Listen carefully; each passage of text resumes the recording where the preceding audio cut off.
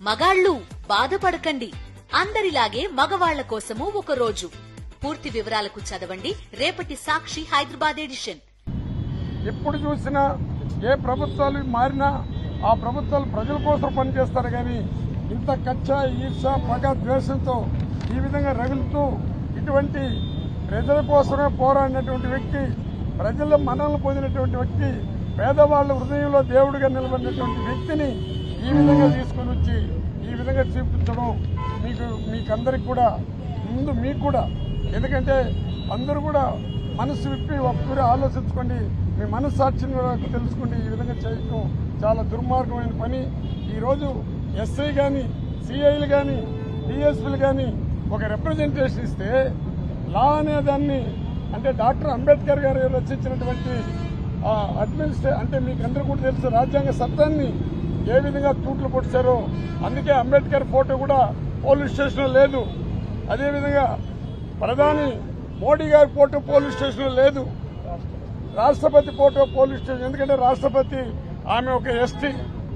ఇటువంటి ఫోటోలు అక్కడ పెట్టకుండా, అంబేద్కర్ ఫోటో పెట్టకుండా, అంబేద్కర్ ఇచ్చినటువంటి రాజ్యాంగ చట్టాన్ని మేము తూట్లు పొడుస్తున్నాము, మీ రిప్రజెంటేషన్ మేము తీసుకోవాల్సిన అవసరం లేదు.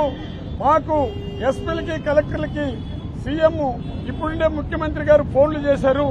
వైఎస్ఆర్ పార్టీకి సంబంధించిన వాళ్ళు ఎవరైనా కూడా ఏ విధంగా వచ్చినా ఆ రిప్రజెంట్ తీసుకుని వాళ్ళపైన కేసులు పెట్టండి అని చెప్పినారు. కాబట్టి మేమేమి చేయలేము.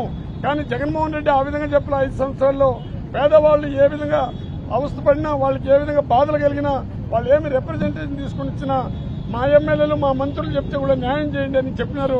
ఆ రోజు మేము న్యాయం చేస్తున్నాము. ఈ రోజు మా చేతుల్లో చట్టం లేదు. అందుకే మేము అంబేద్కర్ ఫోటో పెట్టాలన్నా, మన రాష్ట్రపతి ఫోటో పెట్టాలన్నా ఆమె కూడా రాష్ట్రపతికి ఉంది, మాజీ రాష్ట్రపతి ఫోటో ఉంది. దానికి కూడా ఏం జవాబు చెప్తున్నారంటే మాజీ రాష్ట్రపతిని చేసింది నేనేని మన ముఖ్యమంత్రి చంద్రబాబు చెప్తున్నాడు. కాబట్టి ఆ ఫోటో పెట్టినాము. ఇక్కడ రాజ్యాంగం లేదు, ఇక్కడ మీరు మాతో మాట్లాడాల్సిన అవసరం లేదు. మీరేం కేసు ఇచ్చినా మళ్ళీ మీ పైన కేసు పెడతాము.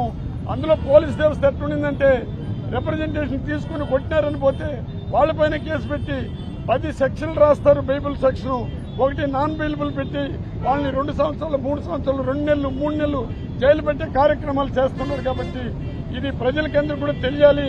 ప్రజలు కూడా దీన్ని పూర్తిగా మన్నన చేసుకోవాల్సిందిగా. ప్రజా ఉద్యమానికి మించిన ఉద్యమం లేదు.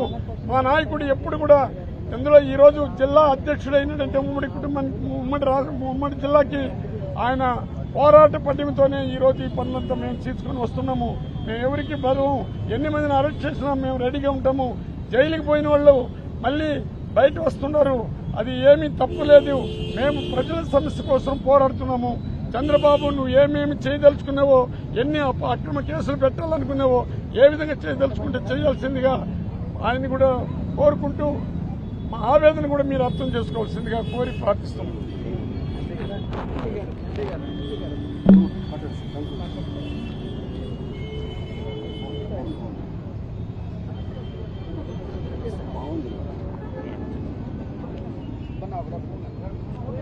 మీడియా మిత్రులందరికీ నమస్కారం. ఈరోజు మా పార్టీ అధ్యక్షులు మరియు మా వైఎస్ఆర్ కాంగ్రెస్ పార్టీ లీడర్లందరూ కూర్చొని పార్టీ కార్యక్రమాల గురించి చర్చించుకున్న టైంలో మహేష్ అనే వ్యక్తి ద్వారా మాకు వాట్సాప్లో ఎలాంటి అసభ్యకరమైనటువంటి పోస్టులు ఉన్నాయో అతని నంబర్ ద్వారా మాకు వచ్చున్నాయి. అది అందరికీ ఒకేసారి చూడడం వల్ల చాలా జుగుత్సాహకరంగా ఉండడం వల్ల పోస్టులో ఎన్ని కంప్లైంట్ ఇద్దామని నిర్ణయించుకుని వచ్చి పోలీస్ స్టేషన్ కంప్లైంట్ ఇద్దామని వస్తే దాదాపుగా 40-45 నిమిషాల పాటు ఇంతమంది ప్రజాప్రతినిధులు వచ్చి వెయిట్ చేస్తున్నా కూడా మేనమేషాలు లెక్క పెడుతూ ఫోన్లు మాట్లాడుకోవడమే సరిపోయింది. కానీ ఇచ్చినటువంటి కంప్లైంట్కి ఒక రిసిప్ట్ ఇప్పటి వరకు పొందలేకపోవడం అనేది అత్యంత విచారకరం. ఇది ఇలాంటి చర్యలు ప్రజాస్వామ్యానికి గొడ్డలు పెట్టింది. ఈ కూటమి ప్రభుత్వం వచ్చినప్పటి నుంచి పోలీస్ వ్యవస్థని శాంతి భద్రతలు కాపాడడంలో భాగంగా చూడకుండా కేవలం ప్రతిపక్ష పార్టీ నాయకుల్ని అణచివేసే కార్యక్రమానికి మాత్రమే పోలీస్ వ్యవస్థని వాడుతున్నట్టు ఈ ఘటన ద్వారా స్పష్టమవుతా ఉంది.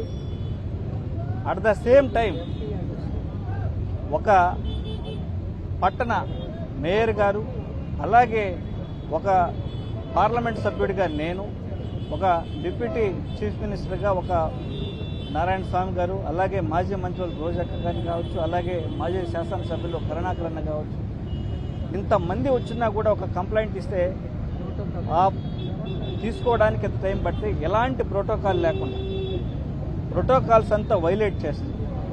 ఇచ్చినటువంటి కంప్లైంట్కి రెస్పాండ్ కాకుండా ఉంటే దీని మీద ఖచ్చితంగా ప్రివిలేజ్ మోషన్ వేయాల్సి వస్తుందని హెచ్చరిస్తూ ఉన్నాం.